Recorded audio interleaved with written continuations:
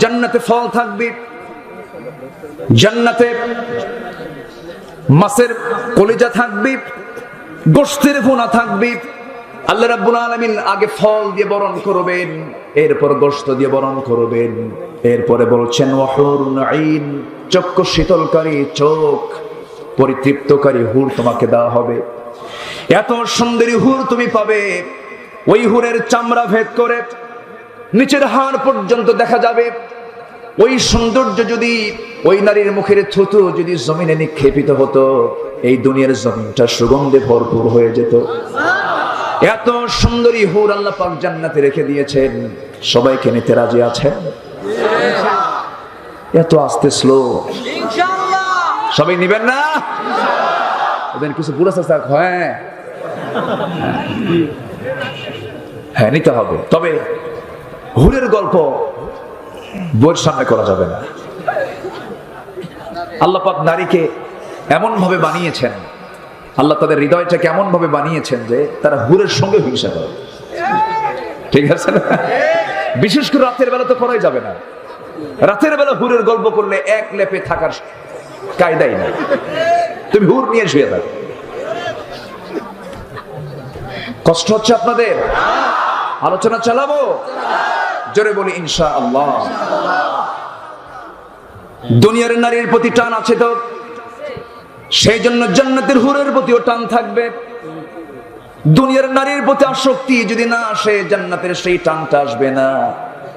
এই জন্য আল্লাহ রাব্বুল আলামিন নারীর প্রতি টান দিয়েছেন। ৬টা জিনিসকে মহান রাব্বুল আলামিন মানুষের জন্য আকর্ষণীয় করেছেন। যুইয়িনা লিন-নাসি হুব্বুশ শাহাওয়াতি মিনান নিসা ওয়াল বানিনা ওয়াল কানাতিরিল মুকান্তারাহ মিনাল যাহাবি ওয়াল ফিদ্দাতি ওয়াল খাইলিল মুসাওওয়ামাতি ওয়াল আন'আমি ওয়াল হারথ যালিকা মাতাউল হায়াতিদ দুনিয়া ওয়াল্লাহু ইনদাহু হুসনুল মাআব। জোরে বলি আল্লাহু আকবার। মানুষের জন্য ৬টা জিনিস আকর্ষণীয় করা হয়েছে।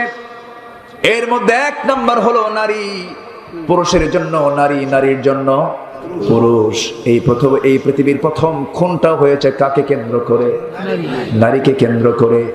হিটলার যে ৬০ লক্ষ ইহুদি মেরেছিল, এর মূলও ছিল নারীর কারণ। আমার ভাইয়েরা, এই পৃথিবীতে সবচেয়ে বড় অস্ত্র ব্যবহার করছে আজকে ইহুদি খ্রিস্টানরা, নারী অস্ত্র। ঠিক কিনা? নারী কুলঙ্গ করে বের করো, কিন্তু না না, ইসলামে নারীকে এত সম্মান দেওয়া হয়েছে, এত মর্যাদা দেওয়া হয়েছে। আমার নবী বলেন, আমি ৪টা মেয়ের বাবা। যার ঘরে ৩টা মেয়ে, তার জন্য 3টা পৃথক জান্নাত। রাসূল বলেন, আমার কাছে 3টা জিনিস প্রিয়। নাম্বার 1 হলো চক্ষু শীতলকারী নামাজ। নাম্বার 2 হলো সুগন্ধি। নাম্বার 3 হলো মা, যেটি আমার কাছে দারুণ প্রিয়। সেই যুগে বললেন, যে যুগে নারীর কোনো কদর ছিল না, যে যুগে নারীর কোনো ইজ্জত ছিল না, প্রসূতি নারী, সন্তান সম্ভবা নারী ডেলিভারির সময় গর্তের কিনারে গিয়ে বসে থাকতো। যখন দেখতো সন্তানটা মেয়ে হয়েছে, ছেলে হয়েছে, যখন হতো তখন তুটে নিয়ে আসতো। আর যদি মেয়ে হতো, ওই গর্তের মধ্যে জীবন্ত পুঁতে হত্যা করে সেখান থেকে চলে আসতো। সেই নারীকে রাসূল কোথায় নিয়ে গেলেন? লিযযাকারি মিসলু হাজ্জিল উনসাইন। এবং কোরআনও বলে দিল, সমস্ত সম্পত্তি অংশ বন্টনের সময় প্রথমে আল্লাহ পাক পুরুষকে অংশ ভাগ না করে নারীকে আগে ভাগ করে দিয়েছেন। জোরে কোন সুবহানাল্লাহ। সব জায়গায় নারীকে আল্লাহ পাক অগ্রবর্তী করে দিয়েছেন। কিন্তু সেই মেয়েরা, আল্লাহ পাক তো তাদের পোশাক কি হবে, তাদের ড্রেস কি হবে, তাদের কথা কেমন হবে, সেই হুকুম দিয়েছেন কিনা বলেন? আসুন আমরা মূল আলোচনার দিকে আস্তে আস্তে আসি। নারীর দিকে আমি তাকাই, আমার স্ত্রীর দিকে আমি তাকাই, আমার চক্ষু শীতল হয়ে যায়। আমি দেখি কি দিয়া? আস্তে কি দিয়া দেখি আমি? এই চোখ দিয়েছেন কে? আগে কি নারীর প্রশংসা না আল্লাহর প্রশংসা? কি সুন্দর প্রশংসা করো নারী। ডাহুক তোমার চোখ, কাজল ভরা আঁখি, প্রশস্ত কপাল, কালো কালো কেশ। বাঁশির মতো নাক আমাকে পাগল করে দিয়েছে। হ্যাঁ, এটা স্ত্রীকে আপনি বলেন, সমস্যা নেই, বলি সুবহানাল্লাহ। কিন্তু নিজের বউ না পরের বউ, এটা যেন মনে থাকে। সামনে আসতেছে 14ই ফেব্রুয়ারি, মাশাআল্লাহ, ভ্যালেন্টাইন একটা লুচ্চা, ঠিক কিনা? ভ্যালেন্টাইন একটা ব্যক্তির নাম। একজন ব্যক্তি খ্রিস্টান পাদ্রী। খ্রিস্টান পাদ্রীদের মধ্যে বিয়ের রসমটা খুব কম, ওরা বিয়ে শাদী করে না, ওরা চার্চেই থাকে, যেগুলো আসে সেগুলোর সঙ্গেই নষ্টি ফষ্টি করে। এরকম রেকর্ড আছে না নাই? ভারতের ব্রাহ্মণদের ইতিহাসগুলো দেখেন, ওইদিকে নাই যায়। সম্মানিত ভাইয়েরা, ভ্যালেন্টাইন নামে একজন ব্যক্তি, তাকে সরকার গ্রেফতার করলো। সে পাদ্রী, জেলখানায় থাকলো। জেলখানায় থেকে জেলখানাতেও সে নোংরামি, নগ্ন প্রেম করা শুরু করলো। সেই প্রেমকে সম্মান জানিয়ে, তার প্রতি শ্রদ্ধা জানিয়ে, তার নামে খ্রিস্টানরা চালু করে দিল 14ই ফেব্রুয়ারি ভ্যালেন্টাইন ডে। ওই ব্যক্তির নামে, মান তাশাব্বাহা বিকওমিন ফাহুয়া মিনহুম, যে যে জাতির সঙ্গে মুসাব্বা রাখবে তার সঙ্গে তার হাসর নাসর হবে। ভ্যালেন্টাইন একটা জঘন্য চরিত্রহীন মানুষ, তার নামের এমন দিবস মুসলমান পালন করতে পারে না, পারে না, পারে না, ঠিক কিনা?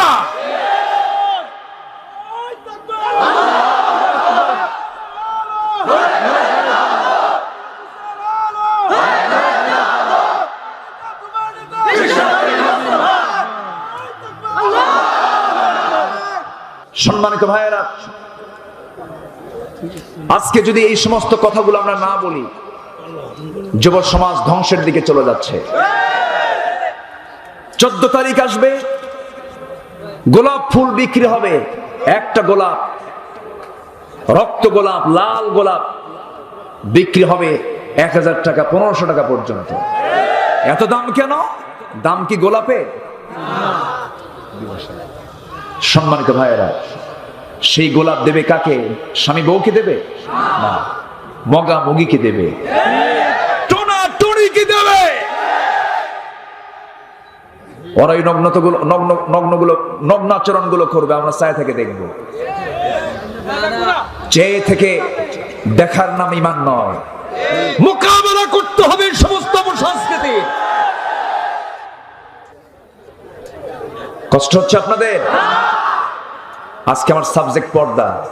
পর্দা কি ভ্যালেন্টাইন কয়? পর্দা কি ভালোবাসা দিবস পালন করতে বলে? কেন আজকে কেন বিজাতীয় সংস্কৃতিগুলো আমার দেশে ঢুকলো? আমার দেশে কিছু ইউরোপ আমেরিকান মার্কা কিছু কুত্তা আছে, কিছু আছে না নাই? ইউরোপ আমার সভ্যতা না, আমেরিকা আমার সভ্যতা না, ইউরোপ আমেরিকার কালচার আমার কালচার না। আমার কালচার হলো ইসলাম। কালচার কি? Culture is the way of life. Culture is the way of life. Culture হলো জীবন চলার পথ। জীবন চলার পথই হলো ইসলাম, ঠিক কি না? ইসলাম যা জায়েজ বলবে আমি তাকে জায়েজ বলবো, ইসলাম যা হারাম বলবে আমি তা হারাম বলবো। আজকে এই হক কথাগুলো না বলার কারণে ইতালি মুসলমানদের হাতে ছিল, রোম মুসলমানদের হাতে ছিল, স্পেন ছিল মুসলমানদের হাতে। আজকে সব হাতছাড়া হয়ে গেছে। ভারতবর্ষে মুসলমান ছিল সংখ্যাগরিষ্ঠ, ভারতের নেতৃত্ব দিয়েছে মুসলমান। সেই মুসলমান আজকে কেন মার খায়? ঘাপটি মারা কিছু মুনাফিক হক কথা বলে না, ভয় পায়। আমাদের কথা বলার দরকার আছে না নাই? ওরা আমার মুখ বন্ধ করবে, হাতের ইশারা দিয়ে কথা বলবো। ওরা আমার পা ভেঙে দেবে, আমি হামাগুড়ি দিয়ে সামনে যাব। জীবনের শেষ নিঃশ্বাস থাকা পর্যন্ত হকের কথা বলেই যাব। জোরে বলি ইনশাআল্লাহ। সম্মানিত ভাইয়েরা, আজকে একটা ছেলে একটা মেয়ে ওপেন ঘোরাফেরা করে, পরপুরুষ পরনারী। সামনে আমরা সবচেয়ে থেকে দেখি, কিচ্ছু বলি না। যখন বলা হয় তোমাদের পরিচয়, সঙ্গে সঙ্গে বলে এটা আমার বয়ফ্রেন্ড, এটা আমার গার্লফ্রেন্ড, চিন্তা করেন, এই কথাটা কি ইজি হয়ে গেছে? কিছু ভাবেই না। যাদের ভাবনায় আসে না তারা কেমন করে ইমানদার হতে পারে? ঠিক কি না? এগুলো কি বন্ধ হওয়ার দরকার আছে না? এগুলো কি ওয়াজ করে শুধু বন্ধ হবে না? দেড় হাত লাঠির দরকার, শাসনের দরকার আছে না নাই? একটু কান লাগান, মনোযোগ দিয়ে শোনার চেষ্টা করুন। আল্লাহ রাব্বুল আলামিন নারী সমাজকে ডাক দিয়ে বলছেন, তোমরা 5টা কাজ করো। এই 5টি কাজের ভিতরে সেই 1 নাম্বার কাজ হলো ফালা তাখদা'না বিল কওলি ফায়াতমা'আল্লাযী ফী কলবিহি মারাদ ওয়া কুলনা কওলাম মা'রুফা।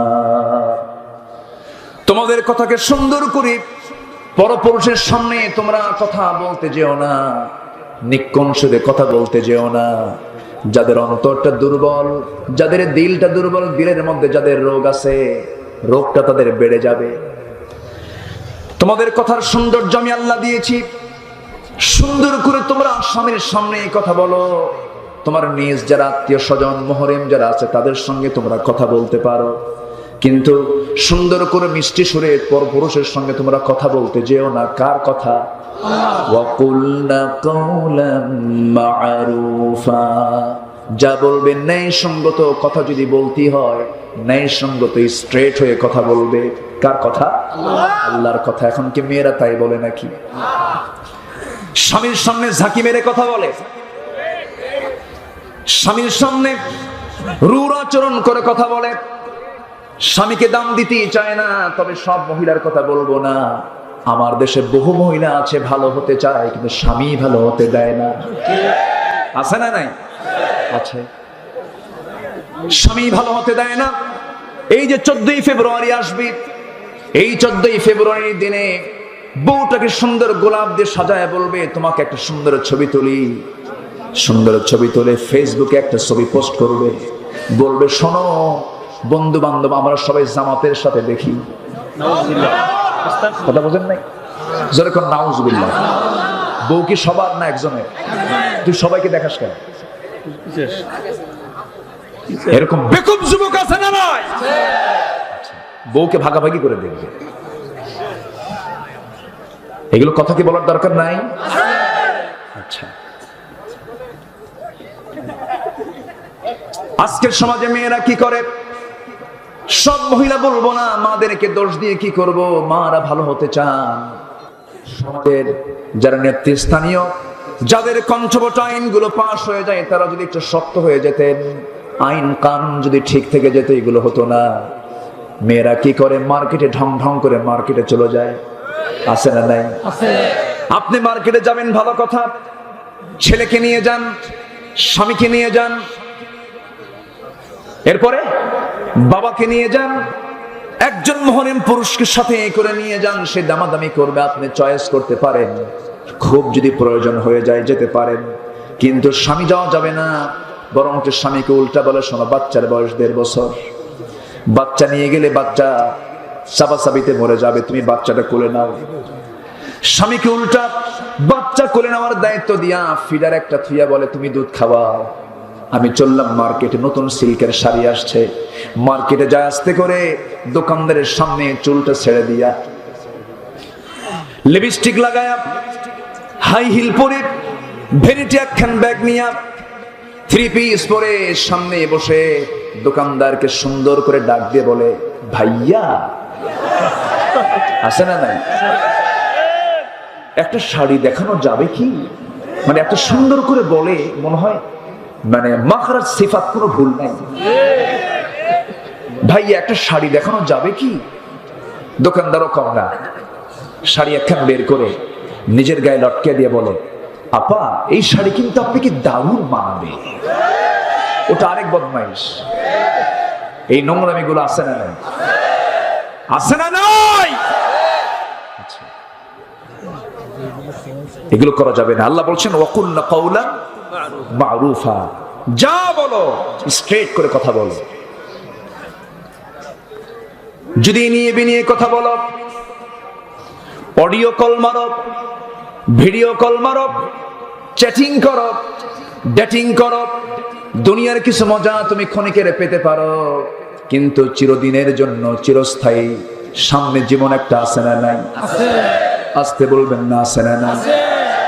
সেই দিনটা হারিয়ে যাবে মা, সেই দিনটা হারিয়ে যাবে আমার ভাইরা, যুবকরা। এগুলো করা যাবে না। যৌবনকে কন্ট্রোল করতে হবে। যুবক, তোমার সমস্ত যৌবন একজনের জন্য বরাদ্দ, তিনি আপনার স্ত্রী। আর আমার মা, আমার বোনেরা, আপনার যৌবন একজনের জন্য বরাদ্দ, আপনারা যিনি স্বামী। আপনার স্বামীর জন্য আপনার যৌবন বরাদ্দ, আপনার স্ত্রীর জন্য যুবক আপনার যৌবন বরাদ্দ। নষ্ট করা যাবে না, কারণ এই যৌবন নিয়ে প্রশ্ন আছে না নাই? আসতে বলবেন না, আছে না নাই? শাবুন নাশায়া ফি ইবাদাতিল্লাহ আর ওয়ান শাবাবিহি ফিমা আবলাহু। যৌবন নিয়ে প্রশ্ন করা হবে, কোন খাতে তুমি ব্যয় করে ফেলেছো? এই সময় চরিত্র আনতে হবে। ইউসুফ, সূরা ইউসুফটা পড়তে হবে। ইউসুফ আলাইহিস সালাম ছিলেন সৌন্দর্যের পিরামিড। সেই সৌন্দর্যের পিরামিডে পাগল হয়েছিল জুলাইখা, আর ইউসুফ পাগল হয়েছেন কার? আল্লাহ। আসতে বলবেন না, কার পাগল হয়েছে? আল্লাহর পাগল হয়েছেন। জুলাইখা পাগল ইউসুফের, ইউসুফ পাগল আল্লাহর। কারণ আমি যে চক্ষু দিয়া সুন্দরকে সুন্দর বলছি, আমার চোখ যদি আল্লাহ নাই দিতেন সুন্দর, তো সব একরকম হয়ে যেত, অসুন্দর সুন্দর। এই চোখটা সুন্দর করে বানিয়েছেন কে? মার পেট থেকে যে চোখ নিয়ে দুনিয়াতে এসেছি, সেই চোখ নিয়ে আমি কবর পর্যন্ত চলে যাব। চোখের কোনো পরিবর্তন আছে নাকি? এক দুইটা চোখ আল্লাহ রাব্বুল আলামিন দিয়ে দিয়েছেন। এই চোখকে আল্লাহ রাব্বুল আলামিন এত স্থায়ী, এত সুন্দর করে বানিয়ে দিয়েছেন। আল্লাহ রাব্বুল আলামিন বান্দাকে সুন্দর করে বলছেন, বান্দা তুমি কি দেখো না? আলাম নাজআল লাহু আইনাইনি ওয়া লিসানান ওয়া শাফাতাইনি ওয়া হাদাইনাহু নাজদাইন ফালাকতাহামাল আকাবাতা ওয়া মা আদরাকা মাল আকাবাহ فك رقبة أو إطعام في يوم ذي مسغبة। জোরে বলি আল্লাহু আকবার। বান্দারে টানা টানা চক্ষু দিলাম, কি সুন্দর তোমার চোখ আমি বানিয়ে দিয়েছি। এই চোখের মধ্যে আবার পানিও দিয়েছি। কি দিয়েছি? এই পানিটা কেন দিলাম? এই পানি দিয়ে বান্দা তুই আমার ভয়ে কাঁদবি। তুই কি জানিস? তথ্য জানিয়ে দিই বান্দা, তোর এক ফোঁটা চোখের পানি এত দামি আমার কাছে, 7টা জাহান্নামের আগুন নিভায় দিয়ে তোকে জান্নাত দিতে পারে। যেরকম সুবহানাল্লাহ। এক ফোঁটা চোখের পানি যদি আল্লাহর জন্য ফেলতে পারো, ও বান্দা, ওই এক ফোঁটা চোখের পানি দিয়ে আমি জাহান্নামকে নিভায় দেব তোর জন্য, আমি তোকে জান্নাত দিয়ে দেব। এই জন্য আল্লাহ পাক চোখের মধ্যে পানি দিয়েছেন, কাঁদার জন্য দিয়েছেন। দুনিয়াতে বেশি কাঁদবো না বেশি হাসবো? কাঁদবো বেশি, হাসবো কম। এই দুনিয়া তো হাসার জায়গা না ভাই। এই দুনিয়া মূলত হাসার জায়গা না। এই দুনিয়া ছেড়ে আমি আপনি একদিন দুনিয়া থেকে চিরদিনের মতো বিদায় নিয়ে নেব। সেদিন মানুষ কাঁদবে। কিন্তু মূলত আমরা যদি একটু চিন্তা করে দেখি, এই দুনিয়াটা মূলত কিন্তু হাসার জায়গা নয়। বিশাল একটা টাইম আমার সামনে পড়ে আছে, আলামে বারজাখ, আলামুল আখিরাত, হাসার। বিশাল একটা টাইম সামনে পড়ে আছে। এই চিন্তা মাথায় আসলে আমার হাসার তো সময় আমরা পাবো না আমার বন্ধুগণ। এই জন্য ফালইয়াদহাকু কালিলাও ওয়ালিয়াবকু কাসীরা। আল্লাহ তাআলা কাফেরদের শানে বলছেন, তারা একটু বেশি করে হাসুক, একদিন তারা বেশি করে কাঁদবে। কিন্তু ইমানদার দুনিয়াতে হাসবে কম, কাঁদবে বেশি। আমার নবীজির চোখে পানি বেশি ছিল। রাসূল যে পরিমাণ কেঁদেছেন, পৃথিবীর কোনো মানুষ এত কাঁদে নাই। এত চোখের পানি ফেলে ফেলে রাসূল কেঁদেছেন। সিজদায় যখন পড়ে গেছেন, কয়েক ঘন্টা চলে গেছে। আমার নবীজির কান্নায় আম্মা জান আয়েশা, তার নবীজির কান্না দেখে, চোখের পানি দেখি 1 ঘন্টা 2 ঘন্টা চলে যায়, নবীজির সিজদা বন্ধ হয় না, নামাজ শেষ হয় না। আমার নবীজি এক পর্যায়ে নড়াচড়া বন্ধ হয়ে গেল এক রাতে। আম্মা জান আয়েশা একটা চিমটি মারলেন, নবীজি নড়ে উঠলেন নামাজ শেষের পর। রাসূল বলছেন, আয়েশা তুমি কি বলো আমাকে? তিনি বলছেন, ইয়া রাসূলুল্লাহ, আপনার আগের পরে সব যে আল্লাহ মাফ করলেন, আপনি এত কাঁদেন কেন? রাসূল বলছেন, আয়েশা রে, কাল কিয়ামতের ময়দানে আল্লাহ যদি আমাকে ধরেন, আমিও পার চান্স পাবো না, আমিও নাজাত পাবো না। আমিও নাজাত পাবো না, লাইয়ান জুহাদুম মিনকুম, তোমাদের কোনো বান্দা নাজাত পাবে না, কেউ পাবে না। সাহাবায়ে কেরাম বললেন, ইয়া রাসূলুল্লাহ, আপনিও নাকি? হ্যাঁ আমিও। আমাকে যদি আল্লাহ পাক রাও করেন আমিও নাজাত পাবো না, তবে আল্লাহ পাক আমাকে রহমতের চাদরে আবৃত করবেন। রাসূল বলেন, সাহাবীরা রে, কাল হাসরের ময়দান এমন কঠিন ময়দান হবে আমার উম্মত রে, আমি তোদের নিয়ে চিন্তা করি। ও সাহাবীরা, কাল হাসরের ময়দানে তোরা যদি আমাকে কোথাও না পাস, তোরা আমাকে তিনটা জায়গায় খুঁজবি, আমাকে অবশ্যই পেয়ে যাবি। নাম্বার 1, তোরা আমাকে খুঁজবি মিজানের পাল্লায়। মিজানের পাল্লায় যদি না পাস, তোরা আমাকে খুঁজবি পুলসিরাতের কাছাকাছি। পুলসিরাতেও যদি না পাও, ও আমার সাহাবীরা, কাল হাসরের ময়দানে তোমরা আমাকে নাম্বার 3 প্লেস, 3 নাম্বার জায়গা তোমরা আমাকে পেয়ে যাবে হাউজে কাউসারে। হাউজে কাউসারে আমার সঙ্গে তোমার যদি দিদার হয়ে যায়, কোনো চিন্তা নাই, জান্নাতের পেয়ালা দিয়া হাউজে কাউসার থেকে পানি তুলে নিয়া আমি তোমাকে আমার বরকতি হাতে তোমাকে খাওয়ায় দেব, পান করায় দেব। জনমের তৃষ্ণা নিবারণ হয়ে যাবে, আমি তুমি মিলে দুজন মিলে একসঙ্গে জান্নাতে ঢুকে যাব। জোরে বলি সুবহানাল্লাহ। এই দুনিয়ার নিয়ামতগুলো দেখার জন্য চোখটা দিয়েছেন কে? আল্লাহ। নিয়ামতগুলো দেখে বলবো সুবহানাল্লাহ। জোরে বলেন। আশ্চর্য হলে বলবো সুবহানাল্লাহ। বরত্ব প্রকাশ করতে বলবো আল্লাহু আকবার। আর কোনো কিছু নিয়ামত ভোগ করার পরে বলবো আলহামদুলিল্লাহ। এগুলো ভাষাগুলো কে শিখিয়ে দিয়েছেন? আল্লাহ শিখিয়ে দিয়েছেন। আমার ভাইয়েরা, এই চোখের ভিতরের যে পানি আল্লাহ রাব্বুল আলামিন দিয়েছেন, এই পানি যদি সাধারণ কোনো পানি হতো, মিনারেল ওয়াটার যদি হতো, এরকম যদি পানির পান যদি হতো, পান করার পানি যদি হতো, আমার দেশের সমস্যা নাই। তবে -ডিগ্রি তাপমাত্রা, যেখানে -10 -11 এমন জাতীয় দেশের মানুষের চোখের সমস্যা হয়ে যেত, চোখের পানিগুলো ঠান্ডার ঠেলায় বরফ হয়ে যেত, হ্যাং মারত চক্ষুগুলো, চোখের কার্যকারিতা হারায় ফেলতো, চোখের কর্নিয়া নষ্ট হয়ে যেত, ভেইনগুলো জমা লেগে যেত, জমাট হয়ে যেত। আল্লাহ বলছেন, বান্দারে, আমি তোকে ওই জাতীয় পানি দিতে পারতাম, কিন্তু তোর চোখের পিছনে একটা মেশিন দিয়েছি, তোর বডি থেকে এমন পানি ওই চোখের মধ্যে প্রস্তুত করে রেখে দিয়েছি। ওর মধ্যে কিছু পানি আছে, কিছু শ্লেষ্মা আছে, কিছু তেল আছে, আর কিছু আছে ইলেকট্রোলাইটের জটিল মিশ্রণ। এমন সুন্দর করে পানি দিয়ে দিয়েছি, আমৃত্যু এই পানি পড়তেই থাকবে, আসতেই থাকবে। আমি তোর চোখটা সুন্দর করে ভাসমান করে চোখটাকে ফ্রেশ রেখে দিয়েছি। একটু আসতে বলি সুবহানাল্লাহ, জোরে বলি সুবহানাল্লাহ। নাকটা দিয়েছেন কে? আল্লাহ। নাকের কাজ আছে না নাই? খাওয়ার কাজ আগে না নাকের কাজ আগে? আগে খাবারটা কই যায়? নাকে যায়। এটা জায়েজ না নাজায়েজ? নাকের কাজ আগে, এরপরে মুখের কাজ। পঞ্চেন্দ্রিয়ের ভিতরে গুরুত্বপূর্ণ 2টা ইন্দ্রিয় হলো নাক আর মুখ। নাক দিয়ে আমরা খাই, মুখ দিয়ে আমরা খাই। নাকের খাবার বেশি জরুরি না মুখের খাবার বেশি জরুরি? জোরে বলেন, কিসের খাবার বেশি জরুরি? নাকেরটা বেশি জরুরি। মুখেরটা আপনি 2 দিন না খেলেন, 2-3 দিন না যদি খাবারও পেয়ে থাকি বাঁচতে পারবো হয়তোবা, কিন্তু নাকের খাবারটা যদি 2 মিনিট 3 মিনিট বন্ধ থাকে, শেষ, ফুটুস। কেউ আমরা বাঁচবো না। অনেকে বলে, আল্লাহ কেমন করে খাওয়ায়, আল্লাহ আমাকে কেমন করে বাঁচায়, আমি বাজার না করলে, চাকরি না করলে তো খাবার পাবো না। সঙ্গে সঙ্গে 2 নাকের ছিদ্র ধরবেন বন্ধ কইরা, তাহলেই বুঝবে যে আল্লাহ কেমন করে খাওয়ায়। আল্লাহ কত বড় রহমান। আমার আল্লাহ প্রত্যেকটা বান্দার নাকের ডগায় খাবার 24 ঘন্টা রেখে দিয়েছেন।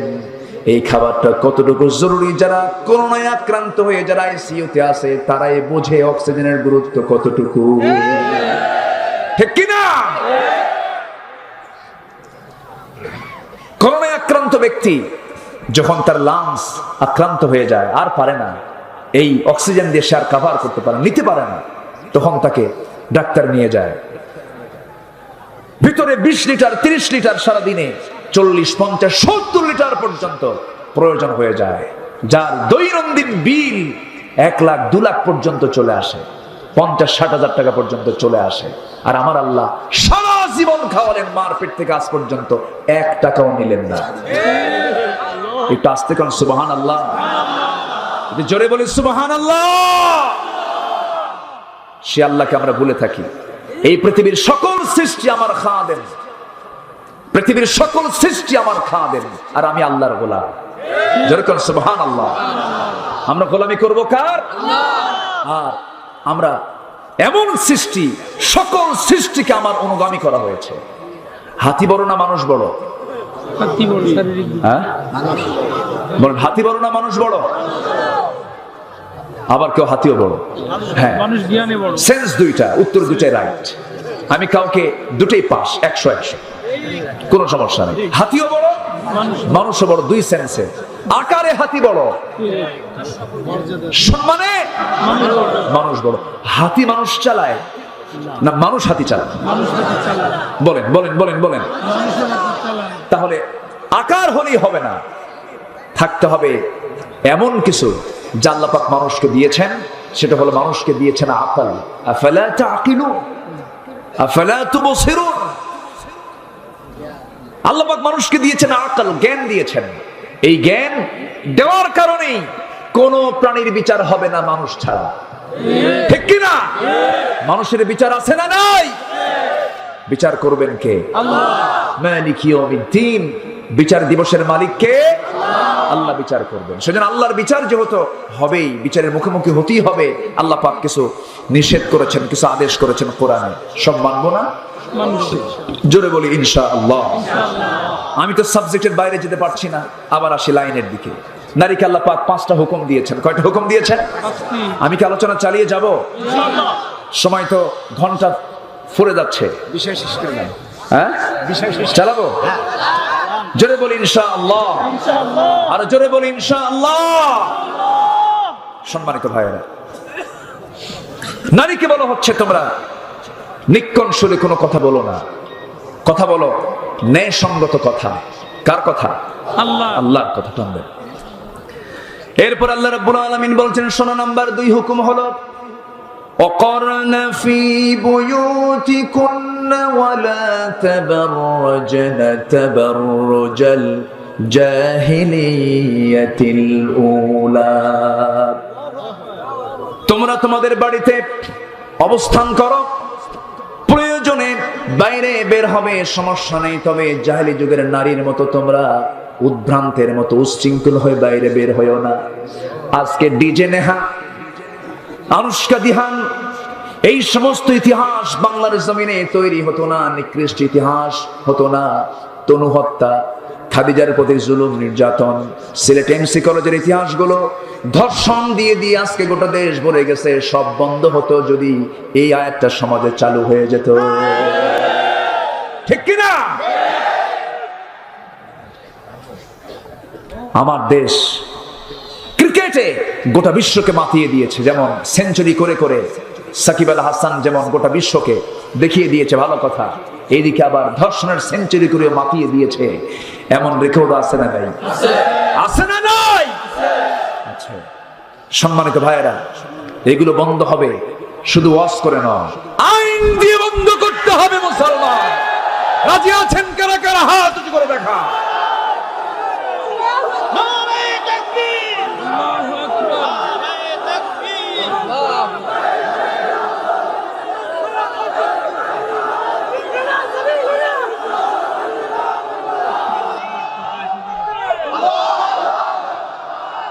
আল্লাহ সবার হাতকে কবুল করুন। জোরে বলি আমিন। আরো জোরে আমিন।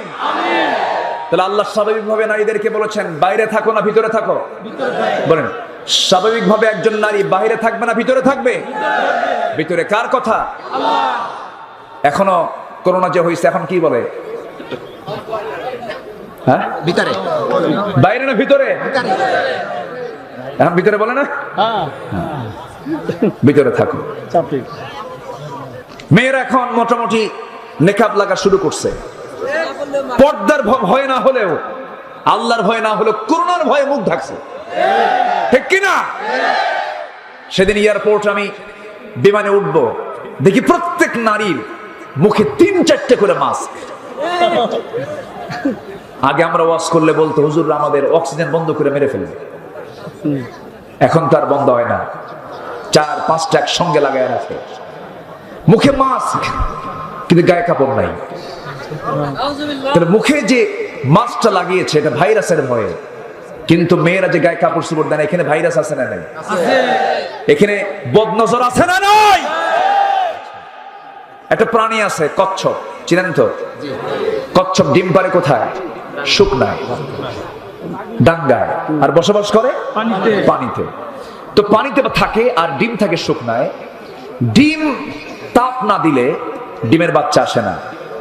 মুরগি দেখেন না, সবার বাড়িতে আছে তো? আচ্ছা, হাঁস তাপ দিতে হয়, বসতে হয়। কচ্ছপ ওর উপরে বসে না, ডিম পেরে থুই ওই চলে যায় পানিতে। ওই পানিতে থেকে মাঝে মাঝে একটু উকি মেরে ওই ডিমের দিকে চেয়ে থাকে। আল্লাহ ওই কচ্ছপের চোখে এমন পাওয়ার দিয়েছেন, চোখের পাওয়ারে ডিম ফেটে বাচ্চা বের হয়ে যায়। কচ্ছপের চোখের পাওয়ারে যদি ডিম ফেটে বাচ্চা বের হতে পারে, একটা পরপুরুষ পরনারীর দিকে যদি তাকায় থাকে কয়েক ঘন্টা, তাহলে এই নজরটাকে ছোট নজর না আরো সিরিয়াস নজর? এর মধ্যে ভাইরাস আছে না নাই? কি কষ্ট হচ্ছে আপনাদের? সাবজেক্ট তো পর্দা, বোঝেন? ঘুরে ফিরে তো ওই দিকে আসতেছি। সম্মানিত ভাইয়েরা, সম্মানিত বন্ধুগণ, আমরা চোখটা ঠিক রাখবো। জোরে বলি ইনশাআল্লাহ, আর জোরে বলি ইনশাআল্লাহ। আমার ভাইয়েরা, অফার আসবে অনেক। লাইলি, সুইটি, বিউটি, সম্পা, চম্পা, বহু নারী প্রস্তাব দেবে, বহু কথা বলবে। যুবক, তোমাকে কন্ট্রোল করে ইবাদত করে যেতে হবে কার? আমার মা। আপনার পোশাকটা আপনি সুন্দর করবেন, বাইরে যখন বের হবেন সুন্দর পোশাক পরে বের হবেন, শালীনপূর্ণ পোশাক পরে বের হবেন, ঢিলে ঢালা পোশাক পরে বের হবেন, বুকে একটা প্রশস্ত চওড়া ওড়না দিয়ে দিবেন, নিতম্বরের সাইডটাও ঢেকে ফেলবেন, মাথাটাও ঢেকে ফেলবেন, ওড়নাটা জড়িয়ে দিয়ে মুখটা আপনি ঢেকে ফেলবেন। আপাদ মস্তক আপনাকে ঢেকে বাইরে বের হতে হবে। এটা কার বিধান? আল্লাহ। মুক্তা থাকে ঝিনুকের পেটে, ঝিনুক থাকে সাগরের তলে। যত দামি দামি জিনিস সব দেখবেন পর্দার ভিতরে। এই পৃথিবীতে যত দামি জিনিস আছে সবচেয়ে দামি আল্লাহর কাছে হলো নারী জাতি। আল্লাহ সেই জন্য নারীকে বলছেন তোমাকে ঢেকে চলো, সমাজটা সুন্দর হয়ে যাবে, নোংরামি বন্ধ হবে, পাপ কাজ বন্ধ হয়ে যাবে। যদি পাপ করো, পাপ তোমাকে ঘেরাও করে ফেলবে। ইন তাজতানিবু কাবাইরা মা তুনহাউনা আনহু নুকাফির আনকুম সাইয়্যাতিকুম ওয়া নুদখিলকুম মুদখালান কারীমা।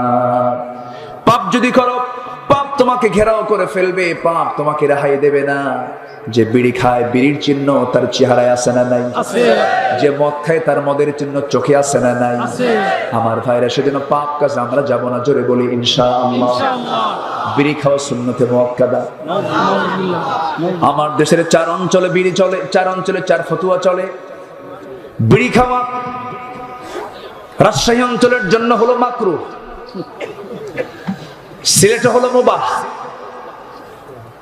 ঢাকায় হলো ওয়াজিব, আর চট্টগ্রামে খাওয়া হলো ফরজ। কি টানা টানে! এরকম টানার লোক আছে না নাই? 80 বছর বয়স, টান মারে কি? টান মেরে ধোয়া এমন ভাবে সারে, আর কি চিন্তা যে করে, মনে হয় উনি পুলসিরাত পার হচ্ছেন। আছে না নাই?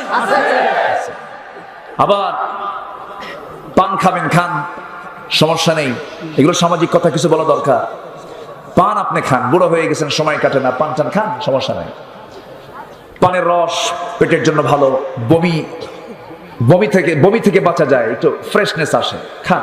একটু সুপারি খেলেন, একটু পান খেলেন, 2টা 3টা 4টা খাওয়া গেল। কিন্তু কিছু কিছু লোক এত পান খায়, বেতন 10,000, পান খায় 6,000।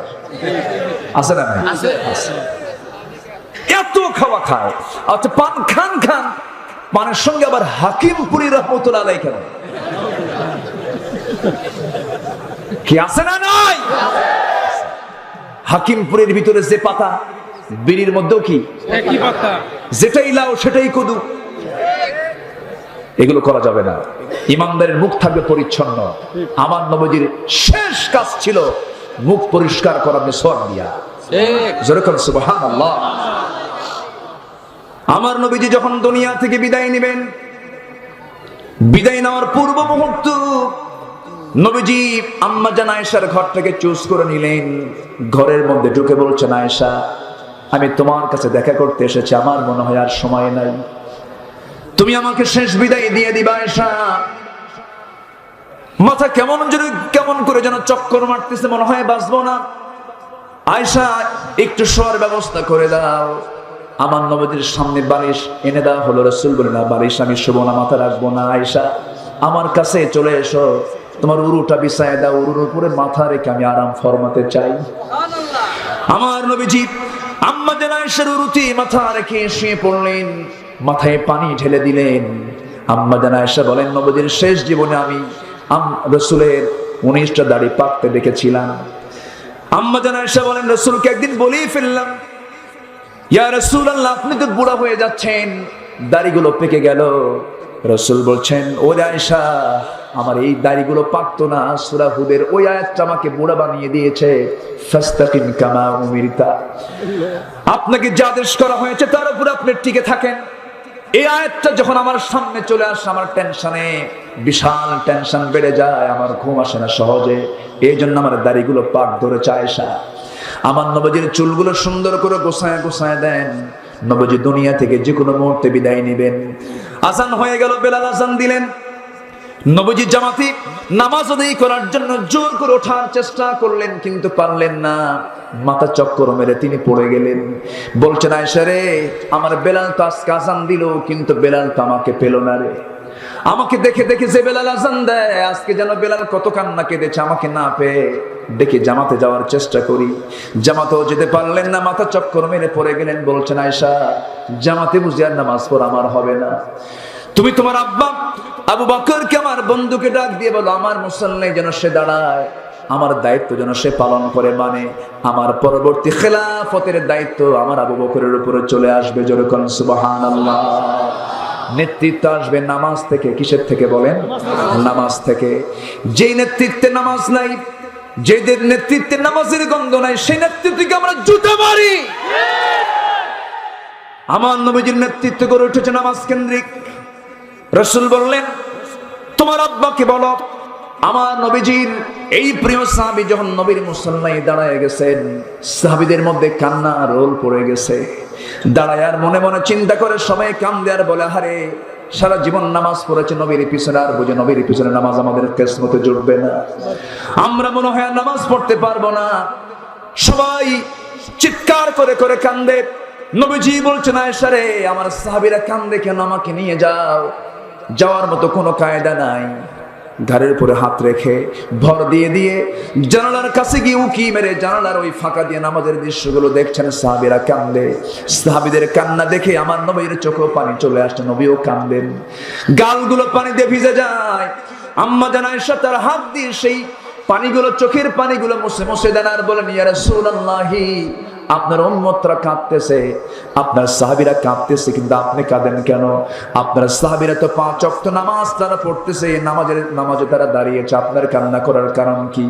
রাসূল বলছেন, আয়েশা রে, আমার চোখের যে পানি দেখতেছে, এই চোখের পানি আমার দুঃখের পানি নয়, এই চোখের পানি হলো আমার চরম আনন্দের চোখের পানি। এই চোখের পানির জন্য বের হলো আজকে এই নামাজ কায়েমের জন্য। আজকে সব জায়গায় নামাজ কায়েম হয়ে গেছে, নামাজ ভিত্তিক সমাজ গড়ে উঠেছে। এই নামাজ কায়েমের জন্য তায়েফের মানুষ আমাকে ফুল না দিয়ে পাথর দিয়ে আমাকে বরণ করেছে। উহুদের ময়দানে কাফেররা আমাকে পাথর নিক্ষেপ করেছে, আমার দাঁত ভেঙে ফেলে দিয়েছে, কপালের মধ্যে লোহা বিদ্ধ করে দিয়েছে। এই নামাজ কায়েমের জন্য আমাকে মক্কার মানুষ ধাক্কা মেরে মক্কা থেকে বের করে দিয়েছে, নাগরিকত্ব বাতিল করে দিয়েছে, হত্যার হুলিয়া জারি করেছে। সেই নামাজ আজকে রাষ্ট্রীয় পর্যায়ে কায়েমের দৃশ্য দেখে আয়েশা আমি কান্দি।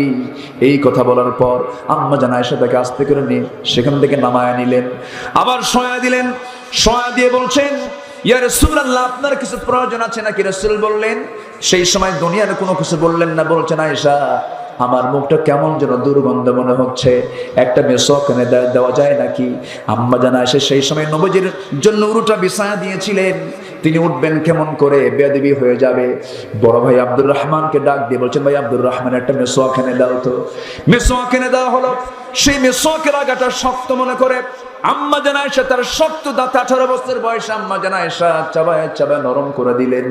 নরম করে দেওয়ার সময় কিছু মুখের থুতু ওই মেসওয়াকের আগায় লেগে থাকলো। নবীর হাতে যখন দেওয়া হলো, নবীজি মেসওয়াকটা হাতের মধ্যে নিয়ে এমন সমস্তায় আম্মা জান আয়েশার দিকে তাকে একটা মুচকি হাসি মারলেন, চাঁদের যেন ঝিলিক মারতেছে। নবীজি একটা হাসি মেরে মেসওয়াক শুরু না করে আগে করলেন কি, সেই লেগে থাকা থুতু, লেগে থাকা সেই থুতুটা চুষে চুষে রাসূল পান করছেন আর মুচকি হাসি মেরে বলছেন, আয়েশা রে, আমার বুঝি এটাই হবে আমার জীবনের শেষ খাবার, আমি মনে হয় আর বাঁচবো না। এরপরে মেসওয়াক করলেন, মেসওয়াক সম্পূর্ণ হয়ে গেল।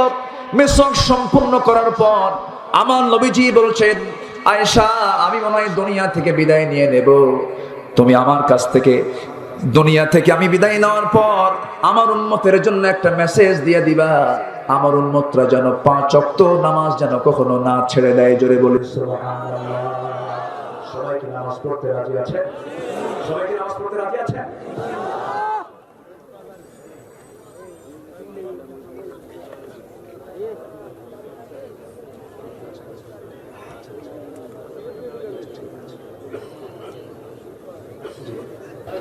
সম্মানিত ভাইয়েরা, আমি কি শেষ করে দেব না, উনি কিন্তু শেষ করতে বলেননি, মাশাআল্লাহ। আমাকে টাইম আরো এক্সটেন্ড করে দিয়েছেন। কারো কোনো আপত্তি আছে? সবাইকে শুনতে রাজি আছেন? এই মাহফিল এই গোপালগঞ্জের সবচেয়ে বড় একটি মাহফিল। এই মাহফিল ছিল, আছে, থাকবে। জোরে বলি ইনশাআল্লাহ। আমরা প্রশাসনকে ধন্যবাদ জানাচ্ছি। প্রশাসন, এই দেশের গভর্নমেন্ট অনেকে ভুল বুঝেন, মাহফিল নিয়ে কোনো প্রজ্ঞাপন জারি করেনি, কিন্তু মাহফিলের ভিতরে কিছু বেহুদা কথা বলার মতো কিছু লোক আছে না নাই? আছে না নাই? আচ্ছা, গভর্নমেন্ট মাহফিলের ব্যাপারে তাদের ইতিবাচক চিন্তায় আছে, তার বড় প্রমাণ হলো আজকের এই মাহফিল। বলি আলহামদুলিল্লাহ, আলহামদুলিল্লাহ, জোরে বলি আলহামদুলিল্লাহ। আলহামদুলিল্লাহ। এই মাহফিলকে বাস্তবায়নের পেছনে গোপালগঞ্জের এসপি থেকে শুরু করে স্থানীয় প্রশাসন, ওসি মহোদয়, তারা অনেক আন্তরিকতা নিয়ে এই মাহফিলটার পিছনে তারা অনুমোদন থেকে শুরু করে সহযোগিতা থেকে শুরু করে সবকিছু তারা আঞ্জাম দিয়েছেন। ঠিক। আল্লাহ আপনি প্রশাসনকে কবুল করে নাও। আমিন। জোরে বলি আল্লাহুম্মা আমিন। আমিন। এবং আমি এই কথাও বলতে চাই, এই মাহফিল নিয়ে মাঝে মাঝে একটু যে গোটা দেশের বিভিন্ন জায়গায় একটু বিতর্কিত অবস্থা মাঝে মাঝে দেখতে পাই, এটা স্থানীয় কিছু উগ্র বেয়াদব কিছু নেতৃত্বের কারণে। সম্প্রতি পরশুদিন কুমিল্লার একটা প্রোগ্রামে লাকসামে আমার স্নেহধন্য হাসিবুর রহমান আজকে দুপুরে আমাকে ফোন দিয়েছিলেন তিনি। আমি তাকে বললাম কি হয়েছে, ব্যাপারটা কি? আমাকে বলে, হুজুর, আমি আলোচনা চলাকালীন অবস্থায় সে এসে আমার মাইকটা টান মেরে সরাই দিল এবং অশ্রাব্য ভাষা, এবং সে নিজে বলেছে আমি গুন্ডা, আমি মাস্তান, যারা এই মাহফিলের আয়োজন করেছে আমি তাদের ঘর বাড়ি জ্বালায় দেব, সেই জায়গায় সবজি চাষ করব। এটা মানসিক ভারসাম্যপূর্ণ কোন মানুষের বক্তব্য হতে পারে না। অবশ্যই সে কয়েক বোতল খাইছে, ঠিক কি না? এই জন্যই বোতল হারাম করেছেন কে? বোতলটা হারাম করেছেন কে? সে যদি মানসিক ভারসাম্য হারায় ফেলে সেটা ভিন্ন কথা, তবে তুমি যে বেয়াদবি করেছো এই বেয়াদবির জবাব আল্লাহ তোমাকে দেবেন, ঠিক কি না? মাননীয় স্বরাষ্ট্রমন্ত্রী, আমি আজ পর্যন্ত স্বরাষ্ট্রমন্ত্রীর মুখ থেকে একটা অযাচিত নেগেটিভ একটা কথা আলেমদের বিরুদ্ধে আমি পাই নাই। স্বরাষ্ট্রমন্ত্রী আপনি গুরুত্বপূর্ণ পদে তিনি থেকে তো কোনো কথা বলেন না, আলেমদেরকে সম্মান জানিয়ে তিনি কথা বলেন। আর কিছু আতিপাতি আছে, আতিপাতি কিছু আছে না নয়? দলের সুনামকে তারা নষ্ট করে দেয়, দেশের সুনামকে তারা নষ্ট করে দেয়, এই দেশকে কলঙ্কিত করতে চায় তারা, আছে না নয়? তারা শুধু আলেমদের সঙ্গেই না, প্রশাসনের সঙ্গে বেয়াদবি করে। থানার মধ্যে ঢুকে ওসি সাহেবকে গালিগালাজ দেয়। এরকম বেয়াদব অসভ্য আছে না নাই? এরা সব জায়গায়, যারা বেয়াদব তারা সব জায়গায় বেয়াদব আছে না? আছে। কয় হাত ভাঙ্গো, আবার আরেকজন কয় ঘাড় মটকায় দাও, আছে না নাই? হাত ভাঙবে চোরের, হাত কাটবে চোরের। চুরি তো তারাই করে যারা চেয়ারে বসে থাকে, আছে না নাই? আমরা কি চেয়ার পাইছি? আমার ক্ষমতা পাইছি? তো আমাদের হাত ভাঙবেন কেন? এগুলো বোঝে না। আল্লাহ তুমি এদেরকে বুঝ দিয়ে দাও। জোরে বলি আমিন, আরো জোরে আমিন। প্রশাসন এই মাহফিলটার পিছনে তারা সম্পূর্ণ 100% সমর্থন দিয়েছে। দেশের কোন মানুষ কি সুদ চায়, ঘুষ চায়, চুরি চায়, ডাকাতি চায়, জেনা চায়, ধর্ষণ চায়, অসামাজিক কাজ চায়? কোন প্রশাসনিক এগুলো চায়? তাহলে আমাদের ওয়াজ তো ঠিকই আছে। আমাদের ওয়াজের দরকার আছে না নাই? আছে। আসুন আবার লাইনে আসি। কোনো কষ্ট হচ্ছে না। মেয়েদের জন্য কয়টা কাজ? আমরা আসি বসে কারা? কোনটা? আজকে আমার কি উল্টা একটা ওয়াজ দিছে তো। কই আমার রবিউল ভাই বাইরে মহিলা প্যান্ডেল আছে। আছেন তো? মহিলা অনেক মহিলা। বলি আলহামদুলিল্লাহ, আলহামদুলিল্লাহ, জোরে বলি আলহামদুলিল্লাহ। আলহামদুলিল্লাহ। সম্মানিত ভাই, হ্যাঁ সাবজেক্ট আরেকটা দিচ্ছে আমাকে, আমি আসতেছি। সব সাবজেক্ট আজকে আমারই দিয়ে দেন, যা আছে কপালে দেখা হবে সকালে, সকাল পর্যন্ত। হিয়া হাত্তা মাতলাইল ফজর। সবাই থাকেন, আমি চলে যাব। না, তা হবে না। খুব ভালো আপনারা। আল্লাহ পাক বলছেন তোমার জাহেলি যুগের নারীর মতো উদ্ভ্রান্ত হয়ে ডেকোরেট হয়ে বাইরে বের হয়ে না। এটা কার কথা? আল্লাহর কথা। এমন হাজি আমার দেশে আছে না নেই বলেন তো? বউকে সুন্দর করে সাজায় গোজায় মার্কেটে নিয়ে ঘরে আবার বলে আমার মিসেস, আছে না নাই? এগুলো করা যাবে না। বউকে আপনি ডিসপ্লে করবেন কেন? বউ তো ভিতরের ব্যাপার। বউকে আপনি দেখেন, সবাই মিলে দেখবেন কেন? আল্লাহ এগুলোকে মানা করে দিয়েছেন। আল্লাহ বোঝার তৌফিক দান করুন। আল্লাহ রাব্বুল আলামিন নাম্বার 3 হুকুম করছেন وقرن في بيوتكن ولا تبرجن تبرج الجاهلية الأولى وأقمنا الصلاة وآتينا الزكاة وأطعنا الله ورسوله। আল্লাহ রাব্বুল আলামিন নাম্বার 3 হুকুম করছেন নারী সমাজকে তোমরা নামাজ কায়েম করো। মেয়েদের এই দায়িত্ব আছে না নাই? আল্লাহ অন্য জায়গায় আরো সুন্দর করে বলছেন সূরা তাওবার 71 নম্বর আয়াতে বলছেন ওয়াল মুমিনুনা ওয়াল মুমিনাতু বা'দুহুম আউলিয়াউ বা'দ ইয়া'মুরুনা বিল মা'রুফি ওয়া ইয়ানহাউনা 'আনিল মুনকার। জোরে বলি আল্লাহু আকবার। মুমিন পুরুষ এবং মুমিনা নারী তারা পরস্পরের তার অন্তরঙ্গ বন্ধু। কিন্তু আজকে মুসলমানের মধ্যে কি আন্তরিক মহাব্বত আছে নাকি? আসতে বলবেন না আছে নাকি? কই মহাব্বত? আজকে হুজুরি তো মহাব্বত নাই। আমাদের সমস্যা আছে না নাই? টুপি দেখে সালাম দেয়, ঠিক না? টুপির সঙ্গে টুপি মিললে সালাম দেয়, না মিললে সালাম দেয় না। পাস করলে লম্বাকে সালাম দেয় না, আবার লম্বা পাস করলে দেখে ভাবে এটা ওই গ্রুপ, ওটা ওয়াহাবি গ্রুপ, ওটা কি সুন্নি গ্রুপ, ওটা গরম, ওটা ঠান্ডা। বিভিন্ন ভাবে আজকে মুসলমান কি ছত্রভঙ্গ করার পেছনে ইহুদি খ্রিস্টান চক্র আছে না নাই? আসতে বলবেন না আছে না নাই? আমাদের পরিচয় তো ওয়াহাবি, আমাদের পরিচয় তো কোনো চর্ম নাই, আমাদের পরিচয় নির্দিষ্ট করে কোন আহলে হাদিস, হানাফি, মুহাম্মাদি এগুলো কোনো পরিচয় মূলত নয়। আমাদের সবার পরিচয় হলো ওয়ামান আহসানু কাওলাম মিম্মান দাআ ইলাল্লাহি ওয়া আমিলা সালিহান ওয়া ক্বালা ইন্নানি মিনাল মুসলিমিন হুয়া সাম্মাকুমুল মুসলিমিন। সমস্ত পয়গম্বররা পরিচয় দিয়েছেন আমরা মুসলমান। আমরা পরিচয় দেব আমরা কি? আরো জোরে আমরা কি বলেন? মুসলমান। কোনো গন্ডগোল করা যাবে না। কি আফগানি টুপি বলল, কে ইরাকের টুপি পরলো, কে মিশরের আজহারের টুপি পরলো, কে মালয়েশিয়ার টুপি পরলো, কে কোন পোশাক, কে কোন টুপি পরলো, এগুলো নিয়ে আমরা গন্ডগোল করতে যাব না। টুপিতে মূল কোনো বিষয় নয়, মূল বিষয় হলো তাওহীদ, মূল বিষয় হলো ঈমান। ঠিক কিনা জোরে বলেন? গন্ডগোল আমরা করতে যাব না, ফতোয়া নিয়ে বিতর্ক করব না, ঠুনকো ঠুনকো বিষয়কে আমরা এড়িয়ে যাব। তারাবির নামাজ নিয়ে গন্ডগোল করার দরকার নাই, 5 ওয়াক্ত নামাজ নিয়ে আমরা চিন্তা করি। ঠিক কিনা বলেন? বেতের নামাজ নিয়ে গন্ডগোল করার দরকার নেই, 5 ওয়াক্ত নামাজ নিয়ে আমরা চিন্তা করি। রাসূল নূর না মাটি, এগুলো নিয়ে গন্ডগোল করে করে আমরা বহু ক্ষয়ক্ষতি করে ফেলেছি, বহু সমস্যায় আমরা জর্জরিত হয়েছি। দেখেন, একই বিষয়ে দুই ফতোয়া মানলে সাধারণ মানুষটা যাবে কোথায়? কিছু ফতোয়া আসলো, কেউ বলে বুকে হাত বাঁধা যাবে না, বুকে হাত বাঁধা হারাম, নাভিতে বাঁধতে হবে। আবার নাভিতে হাত বাঁধা যাবে না, এটা হারাম, বুকে হাত বাঁধতে হবে।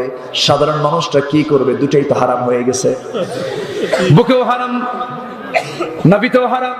এখন সলিমুদ্দিন নামাজে দাঁড়ায় আর কোনো পথ পায় না। আল্লাহু আকবার বলে হাত রাখার জায়গা নাই, বুকেও জায়গা নাই, নাভিতেও জায়গা নাই। আল্লাহু আকবার কপালে, কোন জায়গায় নিছে? কপালে। আপনার ফতোয়ার কারণে যদি কোনো পথই না পায়, সেই ফতোয়ার তো কোনো দাম হলো না, সেই ফতোয়া দিয়ে বান্দার কোনো কল্যাণ বয়ে আনবে না। কিছু কিছু বিষয় আছে যেগুলো আমভাবে বলার কোনো প্রয়োজন নাই। আমাদের ঐক্যের দরকার আছে না নাই? ঐক্যের দরকার আছে না নাই? আরে ফিলিস্তিনের দিকে তাকান, ফিলিস্তিনি 12 বছরের কিশোরী মেয়ে ফিলিস্তিন গ্রামের মধ্যে ঢুকি মা মেয়েকে ইসরায়েলি সৈন্যরা ধরে নিয়া ইসরায়েলি কারাগারে ঢুকায় নিল। ঢুকায় নিয়ে আমার চোখের সামনে ফেরেশতার মতো চেহারা, এত সুন্দর মানুষ। আমার ভাইয়েরা, দেখতে বিশাল চেহারা, ইহুদিদের চেহারার দিকে তাকালে মনে হয় না এই সমস্ত লোকগুলো শয়তান। সবগুলো ধরে নিয়ে চলে গেছে। চলে যাওয়ার পর মার চোখের সামনে সুন্দরী কিশোরী মেয়েটাকে ধরে নিয়ে উলঙ্গ করে মার চোখের সামনে ওই সমস্ত নরাধমরা জেনা করছে, ধর্ষণ করতেছে। আবার মার চোখের সামনে মেয়েকে যেমন ধর্ষণ করতেছে, আবার মেয়েটাকে সামনে উলঙ্গ করে রেখে মাকে উলঙ্গ করে আরেকজন ধর্ষণ করতেছে। এই দৃশ্যগুলো মুসলমান চেয়ে থাকবে আর তাহাজ্জুদ পড়বার, জিকির করবা, জান্নাত মামুর বাড়ির আবদার না। কাশ্মীরে মার খায়, চীনে মার খায়, চীনে মারে বৌদ্ধরা, কাশ্মীরে মারে হিন্দুরা, ফিলিস্তিনে মারে ইহুদিরা, আফগান ইরাকি মারে খ্রিস্টানেরা। গোটা দুনিয়াতে আজকে মুসলমানকে মারে মুসলমান। তুমি একতার প্ল্যাটফর্ম তৈরি করতে পারো না। অথচ মুসলমানদের ইতিহাস ছিল সোনালী ইতিহাস। এমন ভ্রাতৃত্ব ছিল যে একজনের জন্য আরেকজন অকাতরে প্রাণ দিয়ে দিয়েছে। আছে না নাই? নামাজ কায়েমের কাজ করতে গেলে, নামাজকে কায়েমের কাজ করতে গেলে একতার প্ল্যাটফর্ম লাগবে, ঐক্যের প্ল্যাটফর্ম তৈরি করতে হবে। যেমনটি করে সাহাবীদের মধ্যে ছিল একতাটা এত গভীর ছিল যে তাদের স্বপ্ন পর্যন্ত এক হয়ে যেত। জোরে বলেন সুবহানাল্লাহ।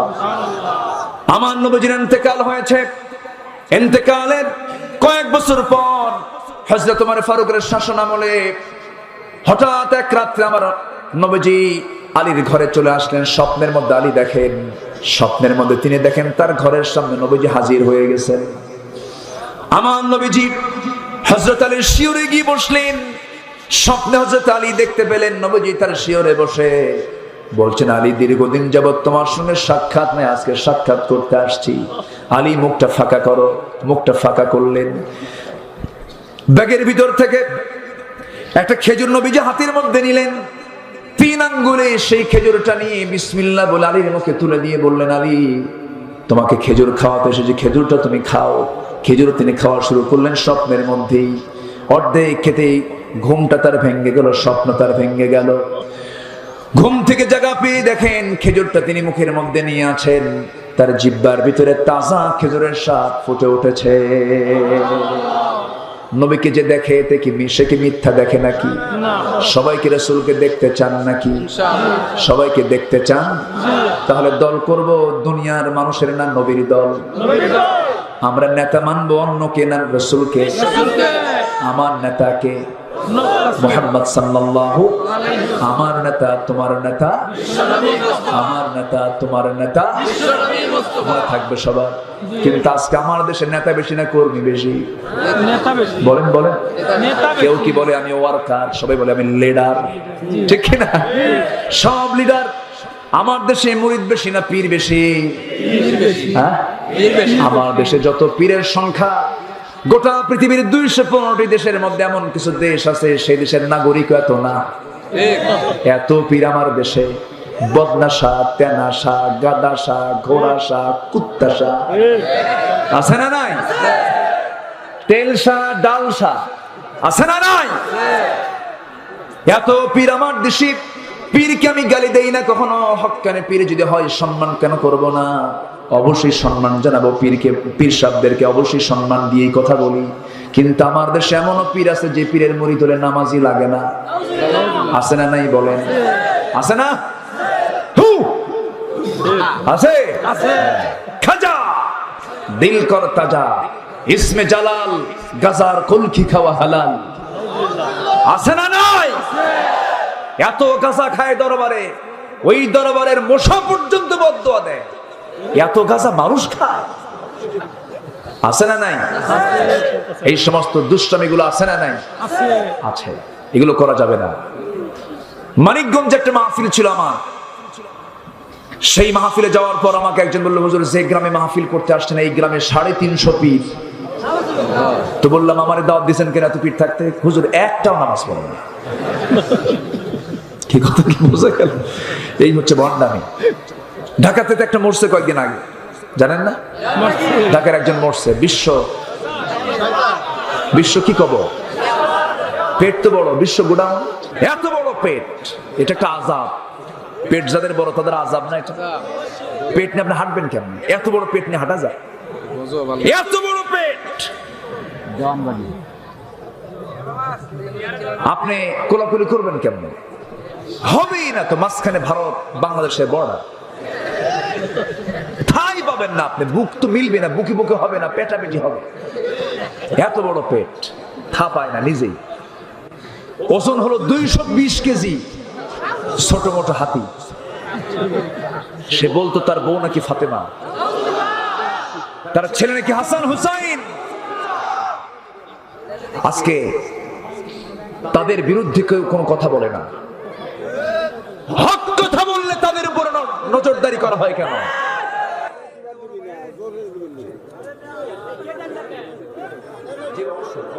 সম্মানিত ভাইয়েরা,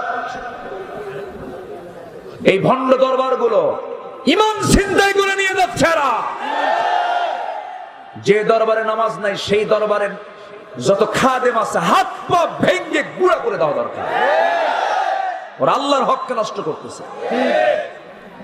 কিছু বাবা থাকে ওই দরবার, মানে ওই যে মাজারে কিছু মশারু থাকে, মশারু এরকম মোষ আর সালার চট পড়ে থাকে, বলে যে আমি খাদেম না সন্ত্রাস। ওটা ঠিক কিনা? এইরকম মোষ, হাইব্রিড জাতের মোষ, 2-2.5 ইঞ্চি মোটা, খুব ভিটামিন সমৃদ্ধ মোষ আছে না নাই? এই মশারুগুলো, মাজারগুলো, ওই কবরগুলো দখল করে আছে। ইমান কেমনে চলে যায়? সেই মাজার সামনে যখন পড়ে, ট্রাকের ড্রাইভার, ট্রাক চালায়, হেল্পার যখনই মাজার দেখে, মাজার শরীফ লেখা, মাজার শরীফ, সপ্ত শরীফ, বুঝলেন? যখন মাজার দেখে তখন হেল্পার ড্রাইভারকে বলে, বস থামেন, ব্রেক। এই কি হয়েছে রে? মাজার শরীফ। কি কথা বল? টাকা দেন 100 টাকা দিয়ে আসলো কানা ফকিরকে। ও যে বাক্স একটা আছে, কানা ফকিরে দিয়ে আসলো। আচ্ছা, টাকার দরকার কি মরা লোকের না জিন্দা লোকের? কার টাকা দরকার? যে কবর শুয়ে আছে তার টাকা দরকার না বিধবার দরকার? মরা লোকের দরকার না এতিমের দরকার? দিলে বুড়া লোকের। বলতেছে, বস যদি মাঝে না থামতেন টাকা বাস্ট। ইমান আছে? আজ থেকে ইমান আছে। আবার অনেকে বাচ্চা হয় না, ছেলে হয় না, মেয়ে হয় না, চলে যায় নিয়ত করে, আছে না? মান্নত করে বাবার দরবারে যাব। বাবা চুপ করে বসে আছে। গরু একখান ছাগল একখান দিছে। গরু ছাগল যারা পাঠায়, যে গরু পাঠায় সে এক বলদ, যে ছাগল পাঠায় সে এক রাম ছাগল, ও নিজেই ছাগল। পাঠায় বলে, বাবা বাবা গো, 19 বছর হলো সংসার, ছেলেও নাই মেয়েও নাই, বাবা তোর বাপ নাই বাড়িতে, তুই বাপ বলে ডাকিস না, তোর বাপ নেই। এখানে সে নকল বাপরে ডাকে, বাবা ও বাবা। বাবা কথা কয় না, বাবা একখান হাতে লাঠি নিয়েছে, বাঁকানো লাঠি, সাপের মতো না, এই দেখেন না, লাঠি নিয়ে বসে আছে, ভান ধরে আছে। জামানার ক্ষতি, জামানার কুতুব না, জামানার কি ক্ষতি না, জামানার জঙ্গল। হাতে একখান লাঠি নিয়ে বসে আছে, আলিশান চেয়ারে বসে আছে। বাবা কথা বলো, 19 বছর সংসার, তুমি একটু দেখো তো আমার কপালটা কেমন, আমার কপালে কি আসলে কি বাচ্চা কাচ্চা আছে? মাঝে মাঝে মিটিমিটি করে চায়, আধা ঘন্টা যায়, কোনো কথা বলে না। ধীরে ধীরে সে চুপচাপ আছে, শুনশান নীরবতা। বাবা ও বাবা, তুমি কি দেখতেছো কিছু, আমার কি কপালে আছে বাচ্চা কাচ্চা আছে? অনেকক্ষণ পর ভান ধরেছিল এতক্ষণ, চট করে একটা আওয়াজ দেয় ভিতর থেকে, যা। কি কথা কি বুঝতেছে? এই একটা আওয়াজ দিয়ে বললো, এই তো ওহী নাযিল হয়ে গেছে। যেরকম নাউজুবিল্লাহ, কাশ খুলে গেছে, কাশ খুলে গেছে, কাশফ খুলে গেছে। এগুলো কিচ্ছু না, এগুলো সম্পূর্ণ 100% ভণ্ডামি। এই ভণ্ডামি দূর হবে 1.5 হাত লাঠির পিছন পড়লে পিছনে, ঠিক কি না? সন্তান দেবেন কে? আল্লাহ। ইয়াহাবু লিমান ইয়াশাউ ইনাসা ওয়া ইয়াহাবু লিমান ইয়াশাউ যুকুর। আল্লাহ যাকে চান ছেলে, যাকে চান মেয়ে, অথবা যাকে চান কিচ্ছু দেন না। ঠিক ফয়সালা কার? সন্তান চাই বাবার কাছে। আশ্চর্য কথা, গায়েবের খবর পৃথিবীর কেউ জানবে না। গায়েব জানার যোগ্যতা কার? গায়েব জানার যোগ্যতা পৃথিবীতে একমাত্র আল্লাহ তাআলা। পৃথিবীর কোন পয়গম্বরও গায়েব জানতেন না। কথা বোঝা গেল? আমার রাসূলও গায়েব জানতেন না। রাসূল যদি গায়েব জানতেন তাহলে বলতেন, আয়েশা তোমার বিরুদ্ধে যে অভিযোগ উঠেছে, মুনাফিকরা যে কথা বলেছে তোমার সতীত্ব নিয়ে, সম্পূর্ণ ভিত্তিহীন, বানোয়াট, কাল্পনিক, তুমি আমার ঘরে থাকো। কিন্তু যখন এই কথাগুলো যখন ছড়িয়ে দিল মুনাফিকরা, রাসূল কি বলেছিলেন এই কথা? না, বরঞ্চ বলেছেন, আয়েশা তোমার ব্যাপারে নেগেটিভ কিছু কথা আমার কানকে ভারী করে দিচ্ছে, এটার ফয়সালা আমি আল্লাহর কাছে চাই। আমি কিচ্ছু জানি না, আমি তো বুঝতেছি না কিছু। আয়েশা তুমি এই মুহূর্তে এই অবস্থায় যেহেতু অভিযোগ উঠেছে তোমার উপরে, তুমি এখন তোমার মার বাড়ি যাও। তাহলে এখন বলেন, রাসূলকে গায়েব জানতেন? পাঠায় দেন বাবার বাড়ি।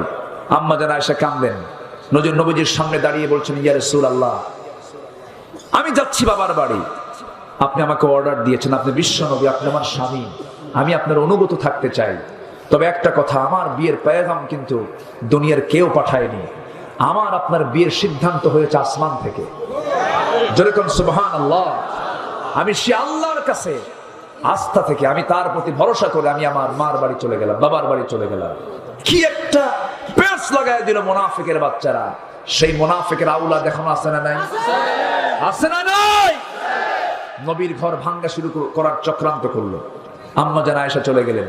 মানে এখানে একটা ঘটনা আছে, না বললে অনেক আম মানুষ যারা আছেন তারা বুঝবেন না। বিশাল একটা অভিযান দিনের জন্য নবীজি যে কোনো সফরে বউকে সাথে নিয়ে যেতেন। এমনকি উহুদের ময়দান মসজিদে নববী থেকে মাত্র 3 কিলোমিটার, সেখানে আম্মা জান আয়েশাকে সাথে নিয়ে গেছেন মুহাম্মদ সাল্লাল্লাহু আলাইহি ওয়াসাল্লাম। বউ তো রেখে যাওয়ার বিষয় না, বউ সাথে নিয়ে যাওয়ার বিষয়। যেখানে একটু লম্বা সফর হবে বউকে সাথে নিয়ে যেতে হবে। সবাই রাজি আছেন তো? ইনশাআল্লাহ। দেখেন যারা বিয়ে করেন তারা তো ইনশাআল্লাহ। কারণ কারে নিয়ে যে ঘুরবে আল্লাহ জানে, কক্সবাজার যায় ঘুরে আসবে। কক্সবাজার তো একটা আছে মাশাআল্লাহ, আছে না? আছে।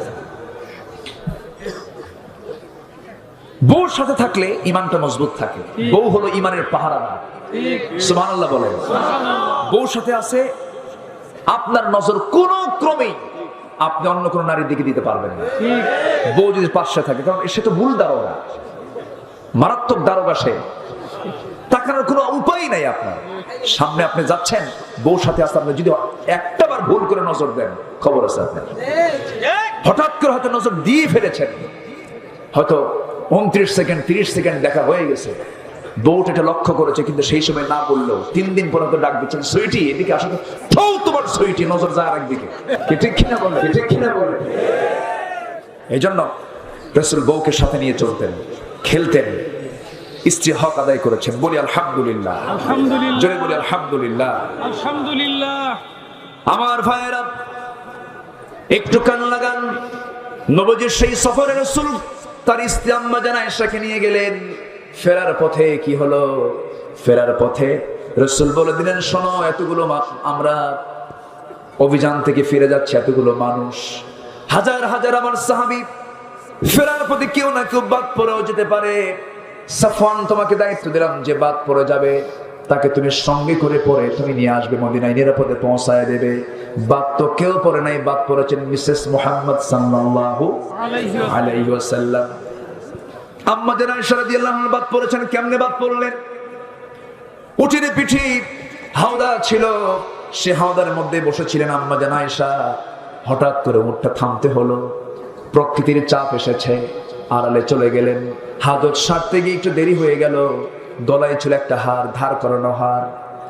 আরেকজনের কাছ থেকে তিনি গলার হারটা ধার করেছেন। গলার হার তিনি পরেছেন রাসূলকে খুশি করার জন্য, স্বামীকে খুশি করার জন্য। কিন্তু ফেরার পথে দেখেন হারটা সেটা গলা থেকে পড়ে গেছে। আবার খুঁজতে বের হলেন, খুঁজতে গিয়া তার সময়টা ক্ষেপণ হয়ে গেল বেশি। এইদিকে উটের দায়িত্বে যে সাহাবী ছিলেন, হাওদা নিচে নামানো হয়েছিল, সেই হাওদাটা তিনি আবার উপরে তুললেন। আম্মা জান আয়েশা এত চিকন ছিলেন, লিকলিকে ছিলেন, হাওদার ভিতরে থেকেও সে ওজন, না থেকেও সে ওজন টের পায় না সাহাবী। হাওদা ফাঁকা উঠে গেছে, পালকি ফাঁকা উঠে গেছে, উট চলে গেছে, সব চলে গেছেন, রাসূল চলে গেছেন। এসে দেখেন কেউ নাই, সব বহর চলে গেছে। আম্মা জান আয়েশা তিনি একাকিনী পড়ে গেলেন। একটু আড়াল হয়ে পর্দার নিয়ম রক্ষা করে তিনি বসে থাকলেন। দূর থেকে এক সাহাবী আসে, রাসূলের সেই দায়িত্বপ্রাপ্ত সাহাবী সাফওয়ান। আম্মা জান আয়েশাকে দেখে চিনতে পারলেন। চিনলেন এই জন্য কারণ পর্দার আয়াত নাযিলের আগে তিনি আম্মা জান আয়েশাকে দেখে নিয়েছিলেন, এই জন্য চিনতে পারলেন। তিনি বললেন, আপনি কি আম্মা জান আয়েশা নাকি? আমি আম্মা জান আয়েশা। আপনি চিন্তা করবেন না, রাসূল আমাকে দায়িত্ব দিয়েছেন, সম্পূর্ণ পর্দার নিয়ম রক্ষা করে আপনাকে মদিনায় পৌঁছিয়ে দেওয়া হবে। পর্দার নিয়ম রক্ষা করে তাকে পৌঁছিয়ে দেওয়া হলো। কিন্তু মুনাফিকেরা এটাকে বিশাল নাটক বানায়া গোটা রাত ধরে, সাফওয়ান একজন পরপুরুষ, আয়েশা একজন পরনারী, একাকিনী, সম্পূর্ণ সে আসলো, গোটা রাত সফর করে আসলো একটা পরপুরুষের সাথে। আয়েশা ঠিক নাই, যেরকম নাউজুবিল্লাহ, এরকম বলার লোক এখনো নাই, অভাব নাই, আছে না নাই? বিশাল বড় দাড়ি, সাদা দাড়ি, কিন্তু গীবতের ছড়াছড়ি, আছে না নাই? চার দোকানে বসে, চার আড্ডা দিয়ে বসে, রাস্তার মোড়ে মোড়ে চৌমোহনী, ত্রিমোহনী, চার দোকানে বসে বসে চা যত মজা পায়, গীবত করে তার চেয়ে বেশি মজা পায়, আছে না নাই? এরকম করে মিথ্যা প্রচার গুলো, এগুলো মুনাফিকদের কাজ। আমার নবীর বিরুদ্ধে যখন এই সমস্ত কথাগুলো গোটা মদিনার বাতাসে যখন ছড়িয়ে দিল, নবীজির কান পর্যন্ত চলে আসলো।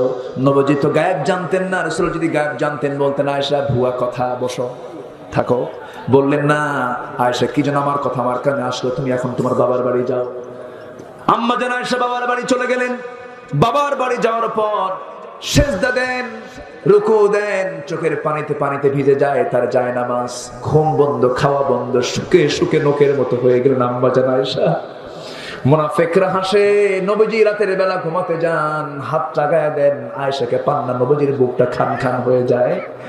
নবীজির চেহারা দেখে সাহাবীরাও কান্দে, আম্মা জান আয়েশাও কান্দে। ওইদিকে আয়েশার সাথে, আম্মা জান আয়েশা সিদ্দিকার সাথে তার বাবাও কথা বলেন না, মাও কথা বলেন না। কি একটা কঠিন পরিস্থিতি সৃষ্টি হয়ে গেল। মুনাফিকরা এই নাটকগুলো তৈরি করেছে। আজকে সেই মুনাফিকদের নেটওয়ার্ক আছে না নাই? আসতে বলবেন না, ছেড়ে না। এই নেটওয়ার্ক এখনো আছে, আগেও ছিল, এখনো আছে। আমার নবীর বিরুদ্ধে যখন এমন ষড়যন্ত্র করা হলো, তারা স্ত্রীকে নিয়ে যখন নেগেটিভ কথাগুলো ছড়িয়ে দিল, নবীজির ঘুম হয় না, আম্মা জান আয়েশার ঘুম হয় না। 40টা দিন পার হয়ে গেল। নবীর কাছে একদিন হঠাৎ করে জিবরিল আমিন এসে বলছেন, ইয়া রাসূলুল্লাহ, ওহী নাযিল হয়েছে, আয়েশার ক্ষেত্রে ওহী নাযিল হয়ে গেছে, আয়েশার বিন্দু পরিমাণ কোনো দোষ নাই।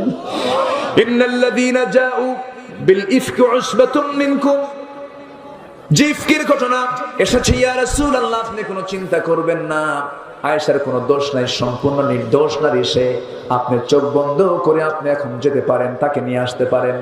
আমার নবীজি আনন্দ চিত্তে আত্মহারা হয়ে গেলেন। দৌড় মেরে মেরে আম্মা জান আয়েশার কাছে চলে গেলেন, শ্বশুর বাড়িতে চলে গেলেন, দরজায় গিয়ে কড়া নাড়লেন, দরজা খুলে গেল।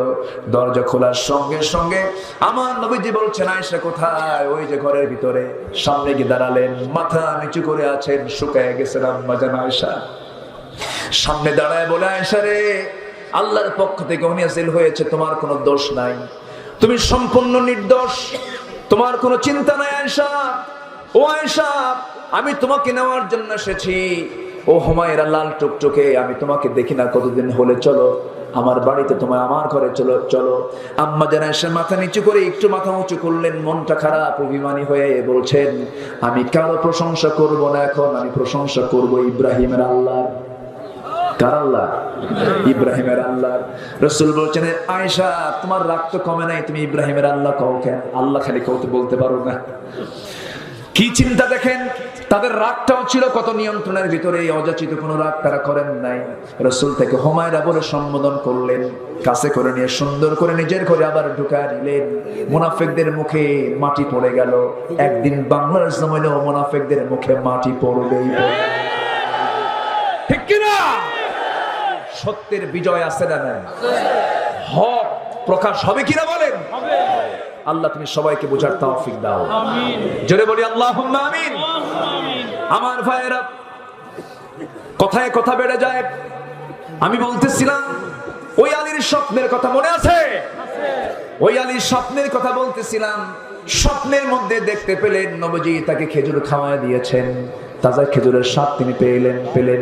ওযু বানালেন, নামাজে দাঁড়ালেন, তাহাজ্জুদ নামাজটা পড়লেন। তাহাজ্জুদ পড়ার পর হযরত আলী রাদিয়াল্লাহু তাআলা আনহু মসজিদের দিকে চলে গেলেন। নামাজ শুরু হয়ে গেছে।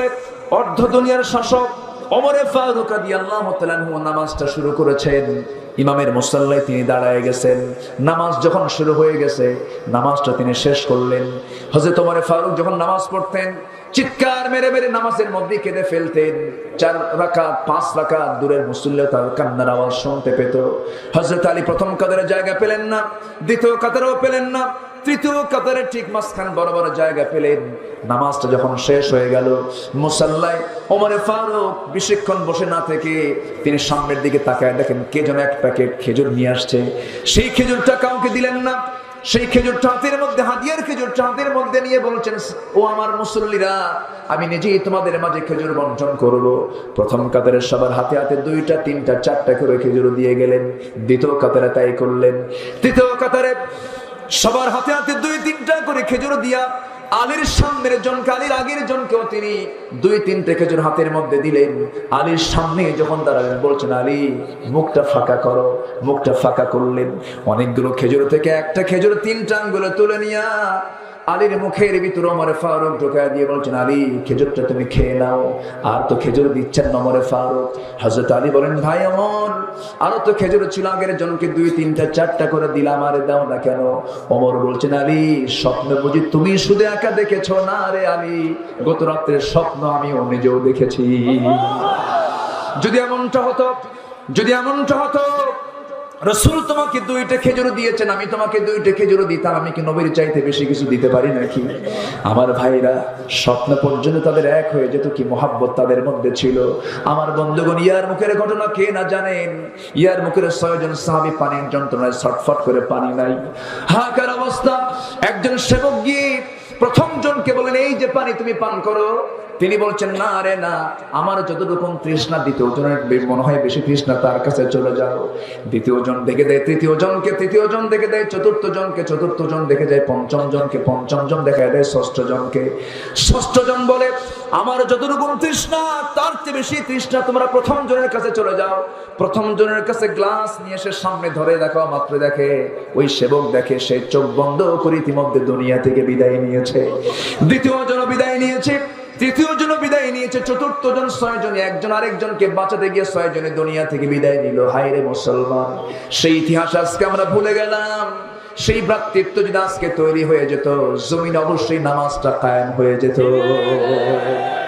ওয়া আকিমনাস সালাত, নামাজ কায়েম করো। ওয়া আতিনাজ যাকাত, যাকাত তোমরা আদায় করো। নামাজ আদায় করবে, নামাজ কায়েমের সংগ্রাম করবে। সবাই কি নামাজ পড়তে রাজি আছি? ইনশাআল্লাহ। তো সবাই কি নামাজ পড়তে রাজি আছি? নামাজে যেভাবে সে কি উগ্র হবে না বিনয়ী হবে? উগ্র হবে না বিনয়ী হবে?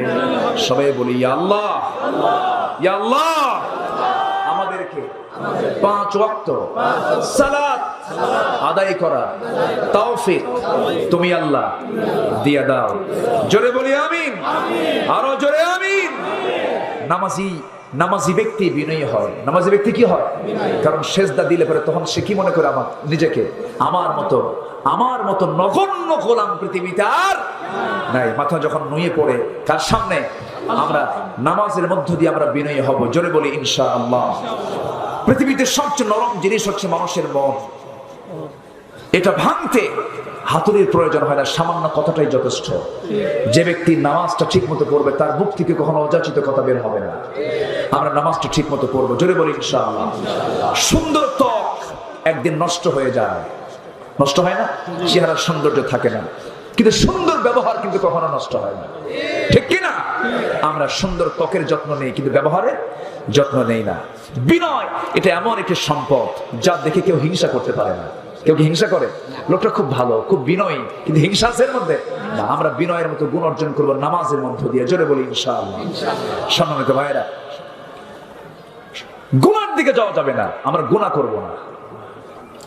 ছিদ্র যদি কম হয় পানি কিন্তু থাকে না, পানি শূন্য হয়ে যায়, ঠিক কিনা? এই জন্য গুনাহ যদি ছোট হয়, গুনাহ করতে করতে সেটা কি হয়?